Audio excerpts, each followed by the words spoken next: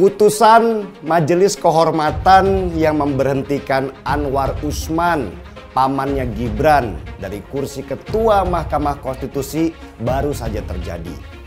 Publik ribut dengan hasil putusan itu yang tidak sesuai harapan karena tidak memecat saja dengan tidak hormat Anwar Usman yang terbukti melakukan pelanggaran berat. Anwar Usman masih duduk di kursi Hakim Mahkamah Konstitusi meski kewenangannya sekarang dibatasi, yaitu tidak boleh mengadili apapun yang berbau pemilu termasuk Pilpres 2024 supaya tidak ada konflik kepentingan. Dan yang bikin sebal adalah Anwar Usman, pamannya Gibran dan iparnya Jokowi yang baru saja dipecat jadi Ketua Mahkamah Konstitusi. Bukannya mundur sebagai hakim, malah bikin konferensi pers curhat bahwa dia dizolimi, difitnah. Anwar Usman berakting sebagai orang yang tidak berdosa. Padahal sudah jelas bahwa Majelis Kehormatan menghukum dia karena pelanggaran berat yang dia lakukan.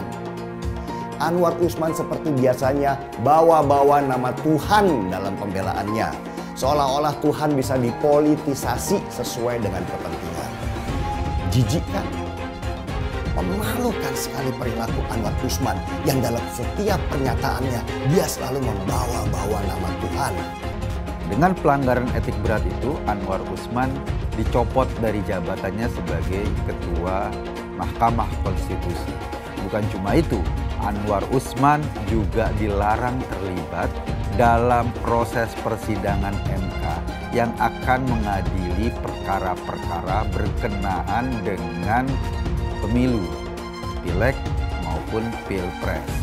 Paman Gibran ini dipecat karena dalam proses persidangan yang akhirnya meloloskan Gibran sebagai cawapres, Anwar terbukti setidaknya menurut Mahkamah Kehormatan terjadi atau melakukan pelanggaran etik.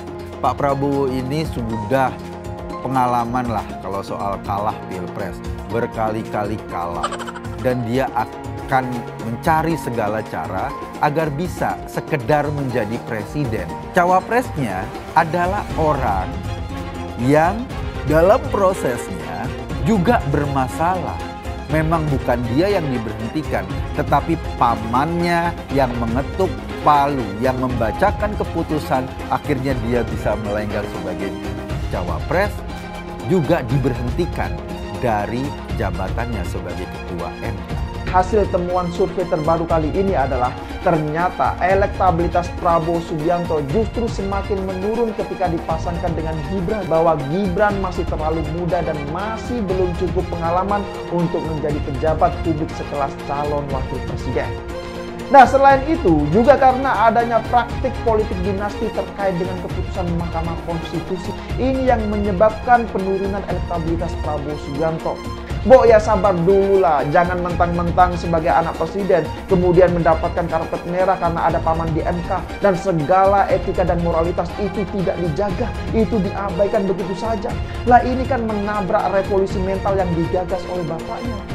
Dan bukankah selama ini Presiden Jokowi selalu berpesan agar memilih pemimpin itu yang berpengalaman dan lihat rekam jejaknya seperti apa? Bukankah itu selama ini pesan yang disampaikan oleh Presiden Jokowi? Pada tahun 2014 kalau kita masih ingat, Prabowo untuk mensukseskan dirinya sebagai capres menggandeng kelompok-kelompok pengasong agama. Politisasi agama sangat kental. Ujungnya apa? Ujungnya Jokowi difitnah anti-Islam, Jokowi PKI. Dan dengan cara itu mereka yakin menang. Tapi alhamdulillah kenyataan berkata lain. Prabowo ternyata kalah. Ada teman saya yang nanya, apa kesimpulan sementara saya soal kondisi politik yang terjadi saat ini? Jawaban saya ya singkat aja. Kondisi sekarang menggambarkan Jokowi telah dikalahkan oleh Prabowo. Majunya Gibran yang juga aneh, buah dari keputusan yang aneh, isu tentang potensi abuse of power.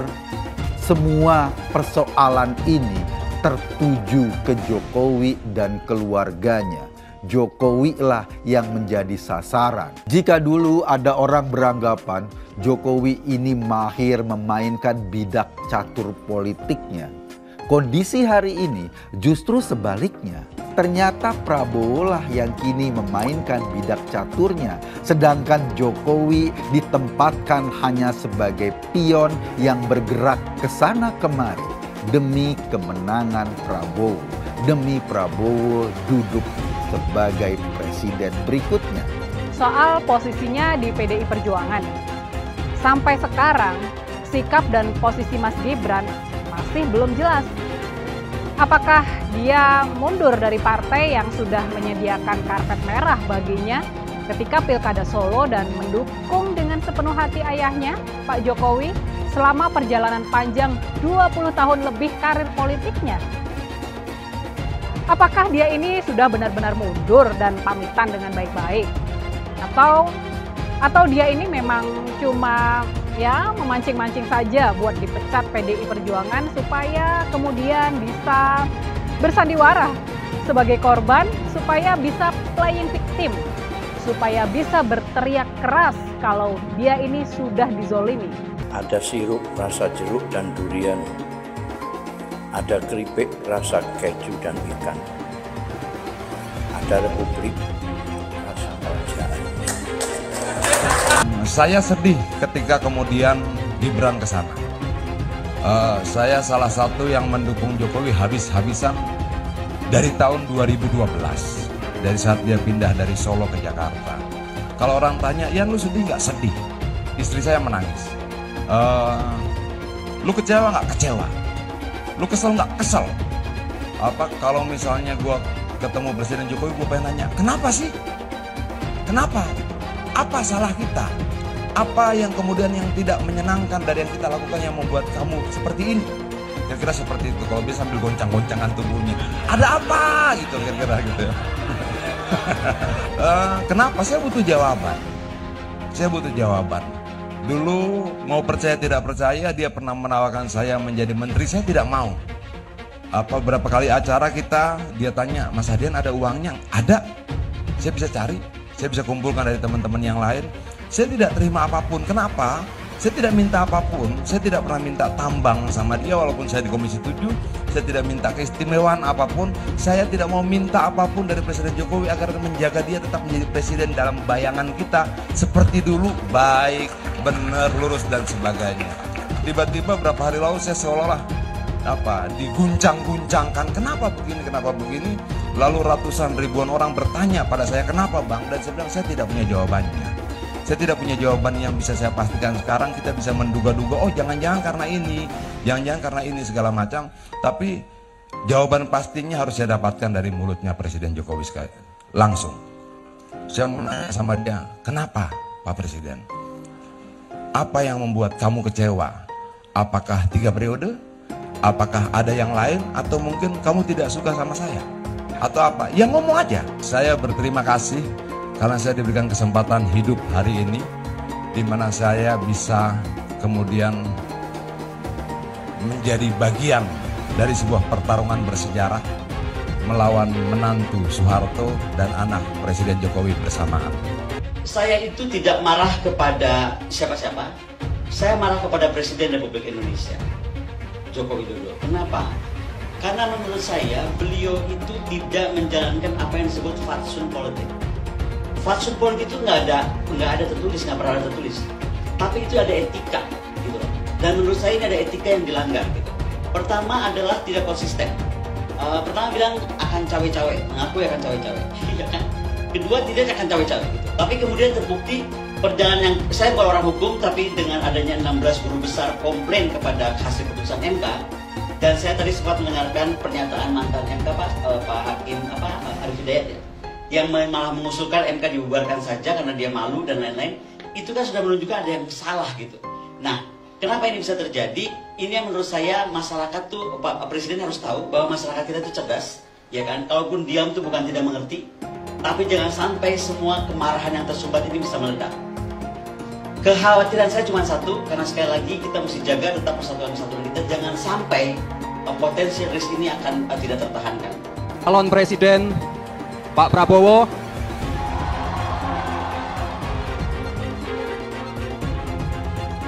tenang saja Pak Prabowo. Tenang saja Pak, saya sudah ada di sini. Harusnya ditambahi juga, jangan cuma Mas Gibran aja yang ada di situ.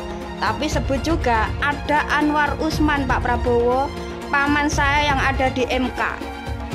Kalau undang-undang aja bisa kita custom, bisa kita modif, apalagi nanti cuma sekedar gugatan hasil pilpres.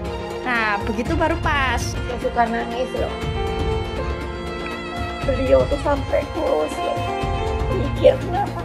Mikir kita loh. Mikir rakyat loh. Nah, yang pasti kalau buat saya dibandingkan misalnya Pak Gibran jadi maju gitu, Mas Gibran gitu ya.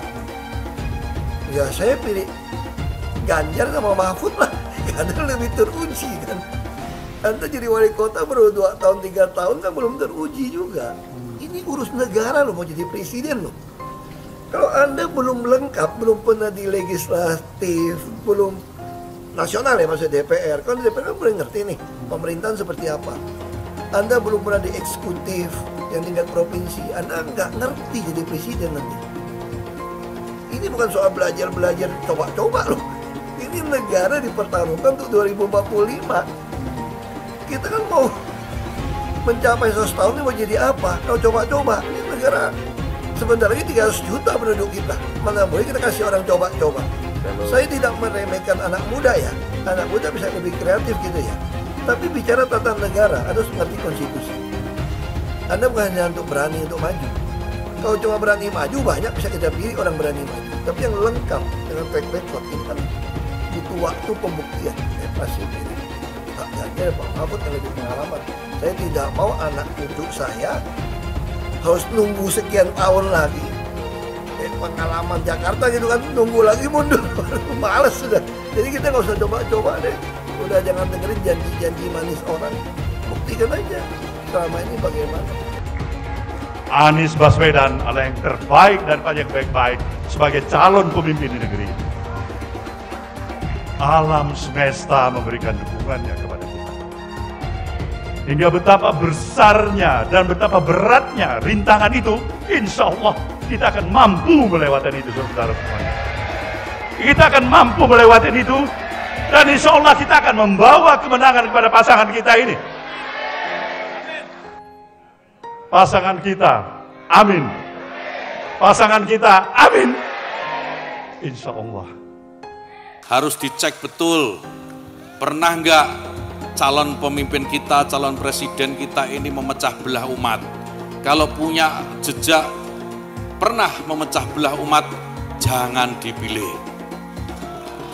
Kita lihat apakah pemimpin kita, calon pemimpin kita ini ya pernah menggunakan agama sebagai alat untuk memenangkan kepentingannya atau tidak. Kalau agama diperalat untuk merebut kekuasaan, jangan dipilih. Sekali lagi, kalau ada calon pemimpin yang punya rekam jejak memperalat agama untuk kepentingan politiknya, jangan dipilih. Kalau kalian pendukung saya, haram hukum yang membawa isu sara, haram hukum.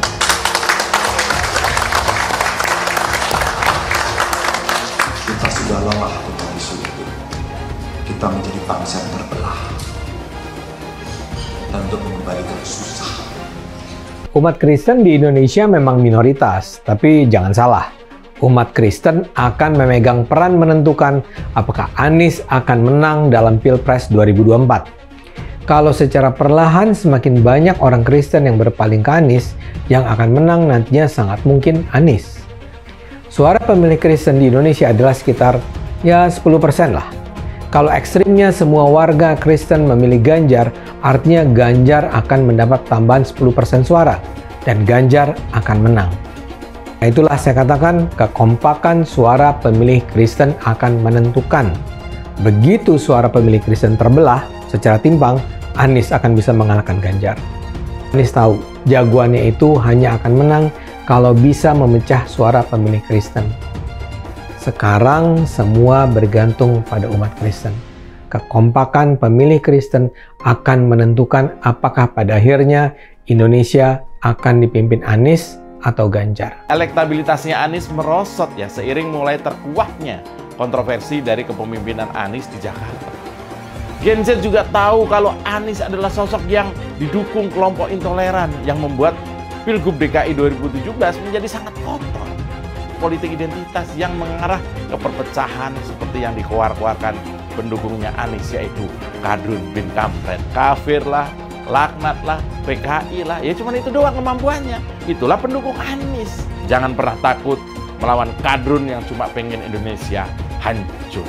Siap kawal kasus Ahok, siap penjarakan Ahok.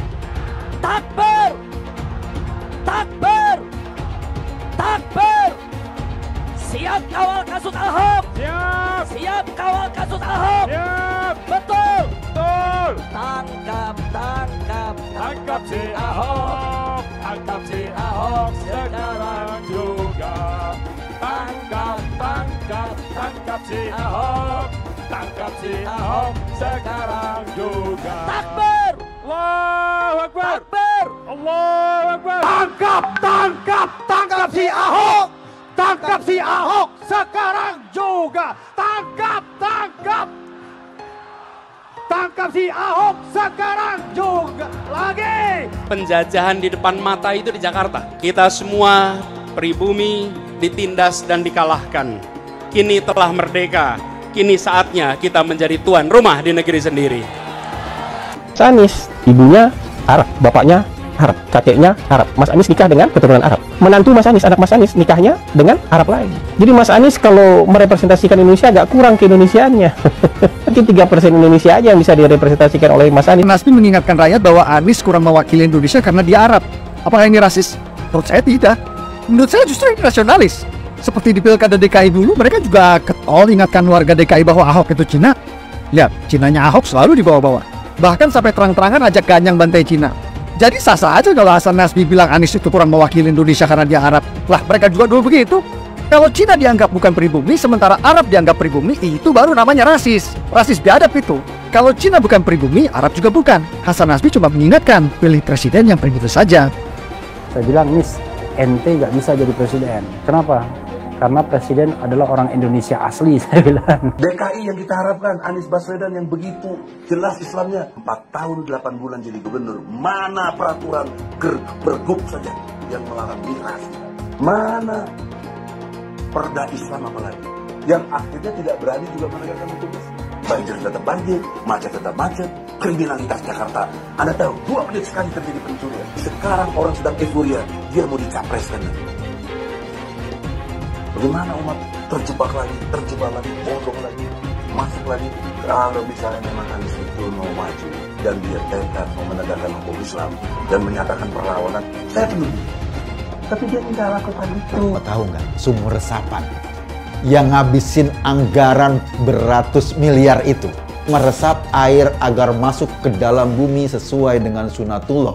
Tetapi ternyata sumur ini tidak meresap air, malah airnya itu menggenang di sumur-sumur itu. Sumur resapan itu sekarang harus disiapin pompa untuk menguras air di sumur resapan. Kalaupun dia harus makan babi sepanjang jadi presiden, mungkin akan dilakukan. Jangan sampai Indonesia jatuh ke tangan pembohong.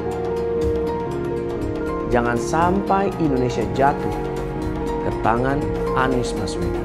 Jangan hanya konsentrasi pada pembangunan benda-benda mati yang indah difoto dan bisa ditunjukkan dalam 5 tahun hasilnya. Kalau kita mau menilai sebuah janji, maka lihat janjinya atau lihat kenyataannya. Dulu janjinya apa ya? Dan ini aneh, betul-betul aneh. Ini bukan kampanye, tapi saya sampaikan sini. Di satu sisi menyiapkan jalur-jalur air untuk dikirim ke laut, di sisi lain di lautnya dipasang dengan pulau reklamasi, tinggal tunggu waktu jadi rob, air balik. Dan ini melawan sunatullah. Kenapa? Air itu turun dari langit ke bumi, bukan ke laut. Harusnya dimasukkan ke dalam bumi, masukkan tanah. Di seluruh dunia air jatuh itu dimasukkan ke tanah. Bukan dialirkan pakai gorong-gorong raksasa ke laut. Jakarta telah mengambil keputusan yang fatal. Bukan banjir, itu memang parkir air. Bukan banjir, itu memang parkir air. Masyarakat berkeliling dengan membawa toa untuk memberitahu semuanya, termasuk sirine. Ibon 82 miliar. Apa alat transportasi yang dimiliki oleh hampir setiap orang? Alat transportasi yang dimiliki semua orang adalah kaki. Saya mensyukuri kenapa kalah, kenapa ditahan. Saya bersyukur atas itu semua. Saya coba bayangkan ya, kalau seandainya waktu itu kita menang, gitu ya, hari ini belum tentu kita bisa nikmati seperti ini. Kita bersyukur 5 tahun Tuhan izinkan kasih ke orang yang pintar ngomong untuk kerja. Coba kalau kita bayangkan gitu ya, kalau kemarin saya masih jadi gubernur, ini saya udah turun ini. Tapi yang pintar ngomong itu dikira orang hebat kan? Ini lebih berbahaya tahun 2024, langsung ketahuan karakternya. Langsung ketahuan itu. Di saya juga ada kutipan Pak di kamar saya Pak. Tulisannya, Jakarta telah mengambil keputusan yang fatal. Gus Dur itu buta mata juga buta hati. Pancasila Soekarno, ketuhanan ada di pantat. Anak Tuhan dari mana? Kalau Yesus anak Tuhan, bidangnya siapa? Besok di seluruh wilayah Indonesia kami katakan dan Iblis hanya menggoda orang yang beriman. Makanya jarang-jarang orang kafir kerasukan setan. Yang kerasukan setan itu orang baik-baik. Jarang, saya belum pernah nengok Cina kerasukan setan. Pernah tak Ahok itu kerasukan setan? Enggak, setannya juga. Karena sesama setan jarang saling menggoda. Karena di salib itu ada jin kafir. Karena di salib itu ada jin kafir. Karena di salib itu ada jin kafir. Haleluya. Kepalanya ke kiri apa ke kanan? Kepalanya ke kiri apa ke kanan? Tetap percaya salib itu lambang mulia, bukan jin. Kok ketawa? Aku nggak nyindir siapa-siapa loh. Kalau Anda tanya saya jadi presiden, saya hari ini jadi presiden juga saya tahu apa yang saya mesti kerjakan. Karena saya udah kenyang dari DPRD tingkat 2, dari pengusaha, DPRD tingkat 2, bupati. Bupati itu paling kerja benar, paling ngerti tuh soal daerah seperti apa. Sampai hari ini portofolio saya lengkap sampai ke BUMN. Saya pernah legislatif, pernah eksekutif, tapi nggak usah andai-andai gitu kan. Tapi kalau saya hari ini jadi saya tahu apa yang saya mesti kerjakan. Ya Anda nggak usah khawatir. Kita nggak bisa hindari ada orang memanfaatkan soal SARA untuk kampanye, apalagi untuk menjatuhkan kita yang dikategorikan sebagai minoritas. Tapi bagi saya, ketika kita ada turun ke masyarakat, masyarakat juga bisa membaca, bisa merasakan mana yang tulus, mana yang tidak. Jadi ada guyonan gini dari teman-teman saya, bahwa saya itu bukan cuma double minoritas, tapi triple. Artinya apa? Udah turunan Tionghoa, Kristen, dan katanya terlalu jujur di pemerintahan. Jadi itu gak disukain. Ini triple katanya. Relawan Anies yang mayoritas pengasuh khilafah, seperti kadrun FPI dan HTI, ingin melengsarkan Pak Jokowi. Dengan menggunakan politik identitas, relawan Anies akan menggulingkan Jokowi. Tapi pendukung Anies lupa bahwa 82% penduduk Indonesia suka dengan kinerja Pak Jokowi. Ingat, di belakang Anies ada ormas pengasuh khilafah, seperti FPI, HTI, PA212. Saya yakin sebentar lagi karma Ahok akan mengejar Anies Baswedan. Anjloknya kepercayaan publik terhadap Mahkamah Konstitusi gara-gara si Paman Usman ini memang sangat berbahaya. Mahkamah Konstitusi adalah wasit dalam kompetisi pemilu. Dan sebagai wasit, mereka harus mendapatkan kepercayaan penuh dari para peserta lomba Capres dan Cawapres, supaya kelak ketika terjadi sengketa hasil pemilu, keputusan itu akan dihargai dan dihormati oleh semua pihak karena kredibilitas si wasit. Lalu apa yang terjadi kalau wasit tidak lagi dipercaya karena terindikasi sudah berpihak ke salah satu peserta? Ya jelas chaos lah. Sudah pasti akan terjadi keributan besar antar pendukung yang skalanya bisa meluas karena Pilpres ini bersifat nasional. Putusan Majelis Kehormatan yang memberhentikan Anwar Usman, pamannya Gibran, dari kursi Ketua Mahkamah Konstitusi baru saja terjadi. Publik ribut dengan hasil putusan itu yang tidak sesuai harapan, karena tidak memecat saja dengan tidak hormat Anwar Usman yang terbukti melakukan pelanggaran berat. Anwar Usman masih duduk di kursi Hakim Mahkamah Konstitusi meski kewenangannya sekarang dibatasi, yaitu tidak boleh mengadili apapun yang berbau pemilu termasuk Pilpres 2024 supaya tidak ada konflik kepentingan. Tapi sayangnya peringatan saya itu seperti angin lalu dan tidak ditanggapi. Malah Presiden Jokowi bikin manuver yang mendukung salah satu pasangan calon yang membuat banyak orang pesimis. Apakah mungkin pemerintah bisa netral di Pilpres 2024 ini? Dan yang bikin sebal adalah Anwar Usman, pamannya Gibran dan iparnya Jokowi yang baru saja dipecat jadi Ketua Mahkamah Konstitusi. Bukannya mundur sebagai hakim, malah bikin konferensi pers curhat bahwa dia dizolimi, difitnah. Anwar Usman berakting sebagai orang yang tidak berdosa. Padahal sudah jelas bahwa Majelis Kehormatan menghukum dia karena pelanggaran berat yang dia lakukan. Anwar Usman seperti biasanya bawa-bawa nama Tuhan dalam pembelaannya. Seolah-olah Tuhan bisa dipolitisasi sesuai dengan kepentingan. Jijik kan? Coba bayangkan, misalnya dari kubu pendukung Ganjar, Anies atau Prabowo yang jumlah masanya itu bisa ratusan ribu orang. Dan selisih angka mereka hanya terpaut 2% saja. Dan Mahkamah Konstitusi akhirnya memenangkan salah satu kontestan yang salah satu pesertanya kemarin dimenangkan oleh Mahkamah Konstitusi. Yang terjadi adalah keributan di beberapa daerah karena protes akibat tidak adanya kepercayaan pada wasitnya atau Mahkamah Konstitusi. Dan keributan itu akan meluas jadi kerusuhan skala besar karena pihak yang divonis menang pun pasti akan menurunkan pendukung militannya. Bisa dibayangkan seperti apa ngerinya. Ismail Hasan, Ketua Badan Pengurus Setara Institut, meminta Anwar Usman untuk segera mundur dari jabatan Hakim Mahkamah Konstitusi untuk memulihkan marwah Mahkamah Konstitusi itu sendiri. Ismail Hasan bahkan bilang bahwa pelanggaran berat yang dilakukan oleh Anwar Usman bukan lagi diputus secara keadilan berdasarkan Tuhan yang Maha Esa, tapi berdasarkan kepentingan untuk memupuk kekuasaan. Keputusan Anwar Usman terhadap perkara usia minimal capres dan cawapres itu kehilangan legitimasi.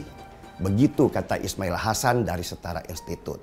Geram rasanya melihat pejabat, apalagi setingkat hakim yang gak punya martabat dan harga diri dengan masih saja membela diri, bukannya mundur karena rasa malu yang tidak terhingga seperti banyak pejabat di negara maju sana.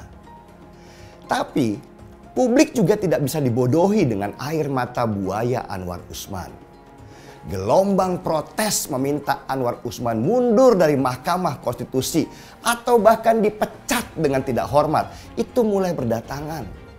Seperti protes yang datang dari Setara Institut, lembaga yang biasa mengamati perilaku intoleran di beberapa daerah. Desakan mundur terhadap Anwar Usman juga disuarakan oleh Muhammadiyah, ormas Islam besar di Indonesia. Muhammadiyah meminta Anwar Usman untuk segera mundur dari jabatan hakim untuk mengembalikan marwah Mahkamah Konstitusi yang sudah rusak karena dipakai untuk kepentingan keluarga. Mundurnya Anwar Usman adalah satu-satunya cara sekarang ini supaya Mahkamah Konstitusi mendapatkan kepercayaan masyarakat lagi. Meski tidak akan menggugurkan keputusan yang meloloskan Gibran, keponakan Anwar Usman sebagai calon wakil presiden. Begitu juga protes datang dari Usman Hamid yang mewakili para tokoh dan guru besar dari kelompok Maklumat Juanda. Usman Hamid meminta supaya Anwar Usman mundur saja sebagai amanat reformasi. Kata Usman Hamid, Anwar Usman itu sudah tercela sebagai hakim. Keras kan? Usman juga meminta supaya DPR segera menerbitkan hak interpelasi dan hak angket untuk membongkar dugaan adanya intervensi terhadap pemilu yang dilakukan pemerintah sebagai lembaga eksekutif dan Mahkamah Konstitusi sebagai yudikatif. Memalukan sekali perilaku Anwar Usman yang dalam setiap pernyataannya dia selalu membawa-bawa nama Tuhan. Tapi nggak apa-apa. Tetaplah di kursimu, Paman Usman. Kekecewaan masyarakat padamu akan tetap ada di hati kami. Dan akan terus kami ingat bahwa dirimu adalah bagian dari drama yang merusak konstitusi kita. Merusak reformasi kita. Merusak demokrasi kita. Yang saya heran, kenapa Anwar Usman itu nggak mundur aja? Seberapa besar sih jabatan di Mahkamah Konstitusi itu untuk dia? Apakah jabatan itu membuatnya silau karena di sana ada gengsi dan membuatnya jadi terhormat sehingga selalu minta dipanggil yang mulia? Apakah nggak cukup suara publik yang mencacinya dan memaksanya supaya mundur? Apakah harus adik-adik mahasiswa turun ke jalan bergelombang dan memaksanya untuk turun dari jabatan? Dan saya juga akan terus menyuarakan kebusukan di Mahkamah Konstitusi ini supaya bisa mempengaruhi suara Gibran untuk terus melorot ke titik terendah karena orang sudah pada muak pada keluarga mahkamah. Mungkin itu hukuman sosial yang bisa kami lakukan. Hukuman paling maksimal yang bisa dilakukan oleh orang-orang yang tidak punya kekuasaan. Dan saya yakin jutaan orang akan berdoa yang sama supaya Gibran kalah. Karena itulah cara menghukum orang-orang curang yang bersembunyi di balik demokrasi dengan menghalalkan segala cara. Semakin dekat Pilpres, relawan Anies semakin beringas dan Anies semakin galau. Dengan menggunakan politik identitas, relawan Anies akan menggulingkan Jokowi. Relawan Anies yang mayoritas pengasuh khilafah seperti kadrun FPI dan HTI ingin melengsarkan Pak Jokowi. Tapi pendukung Anies lupa bahwa 82% penduduk Indonesia suka dengan kinerja Pak Jokowi. Saya pikir kalau terjadi baku hantam, maka ada 82% yang akan menghajar kadrun pengasuh khilafah itu. Kalau melihat perkembangan koalisi politik yang paling agresif memperluas basis kerjasama yang sudah konkret adalah koalisi Ganjar. Sejak Ganjar diumumkan oleh PDIP, sudah resmi koalisi Ganjar ini didukung oleh 3 partai, yaitu P3, Hanura, dan juga Perindo. Nasdem pun semakin pusing melihat Anies, karena elektabilitas Anies semakin jatuh, dan banyak kader-kader Nasdem terjerat kasus korupsi, seperti belakangan kasus korupsi BTS. Kasus korupsi 8 triliun yang dilakukan oleh kader terbaik Nasdem yaitu Johnny G. Plate ini sangat menghantam Partai Nasdem, Menteri dari Kementerian Pertanian, di mana ini juga adalah dari Partai Nasdem. Apalagi belakangan ada 120.000 kader dari Partai Nasdem pindah ke Partai Perindo. Semenjak Nasdem mengusung Anies, banyak sekali petaka yang diterima oleh Nasdem. Apakah ini merupakan karma dari Ahok? Silahkan komentar di kolom komentar. Yang jelas saya tidak akan memilih Anies, karena Anies bukan pribumi yang jelas. Dan Anies juga merupakan antitesis daripada Jokowi. Antitesis artinya bertolak belakangan dengan semua kebijakan Jokowi. Anies sudah terang-terangan menyebutkan dia tidak akan melanjutkan kinerja dari Pak Jokowi. Tidak ada infrastruktur yang akan dibangun jika Anies memimpin Indonesia 5 tahun ke depan. Lagi pula Anies juga didukung oleh khilafah dan pendukung Anies dari ormas seperti FPI dan juga HTI. Apa kita mau FPI dan HTI kembali di Indonesia jika Anies memimpin?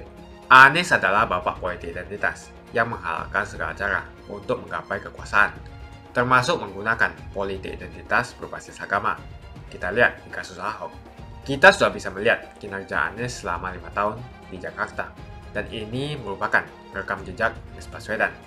Tidak ada satupun janji yang dipenuhi dan tidak ada kinerja yang bisa dibanggakan.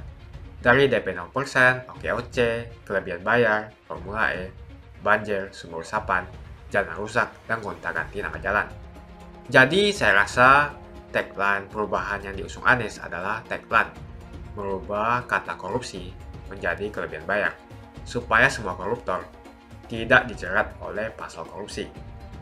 Karena mereka semua hanya melakukan kelebihan bayar. Jadi perkataan Ahok sudah terbukti dan Jakarta sudah menjadi korban. Jangan biarkan Indonesia menjadi korban di bulan Anies Baswedan. Suara minoritas jangan lagi merasa takut untuk memilih pemimpin yang membela hak minoritas. Karena Anies jelas hanya memanfaatkan suara minoritas untuk mendapatkan suara. Ingat, di belakang Anies ada ormas pengasong khilafah, seperti FPI, HTI, PA212. Saya yakin sebentar lagi karma Ahok akan mengejar Anies Baswedan. Begitu saja opini saya hari ini. Tuliskan opini kalian tentang Anies Baswedan di kolom komentar. Dan juga tuliskan pendapat kalian tentang people power oleh relawan Anies untuk melengsarkan Pak Jokowi. Tuliskan pendapat kalian. Jika kalian siap untuk melawan people power yang digaungkan oleh relawan Anies, ayo tuliskan lawan people power di kolom komentar. Pastikan Anda semua like video ini dan bagikan video ini ke teman dan family Anda supaya mereka semua mengetahui tentang informasi ini. Tekan tombol subscribe dan bunyikan lonceng notifikasi supaya kamu tidak ketinggalan